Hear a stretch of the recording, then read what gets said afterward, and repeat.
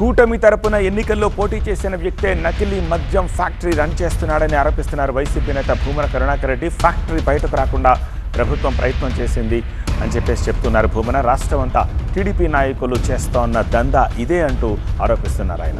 ప్రతి గ్రామంలో బెల్ట్ షాపులు పెట్టి ఈ నకిలీ మద్యం విక్రయిస్తున్నారన్నారు భూమన కరుణాకర్ రెడ్డి. కూటమి నాయకులే, అందులో ఒక ఎమ్మెల్యేగా నిలబడినటువంటి వ్యక్తే ఫ్యాక్టరీ, నకిలీ మద్యం ఫ్యాక్టరీనే నడుపుతున్నాడు అని ఎంత దాచాలనుకున్నా దాగకుండా దొరికిపోయినాడు.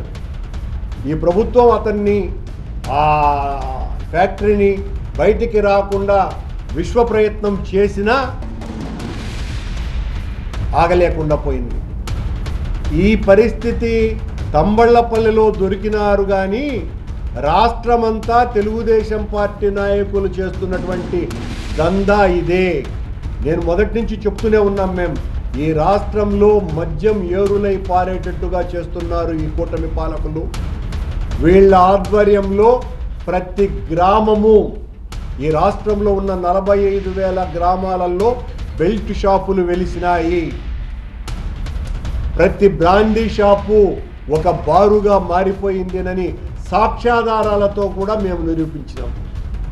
అక్కడ అమ్మేటువంటిది 50% పైగా ఇదిగో ఈ జయచంద్రారెడ్డి లాంటి వాళ్ళు అమ్మినటువంటి కల్తీ మద్యంతోనే అక్కడ దొరుకుతోంది.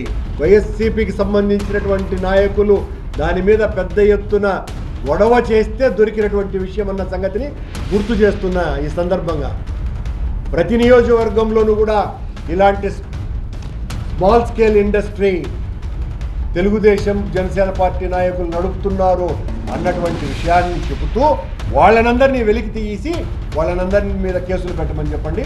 అప్పుడు ఖచ్చితంగా కూటమి ప్రభుత్వాన్ని మనస్ఫూర్తిగా అభినందిస్తాం.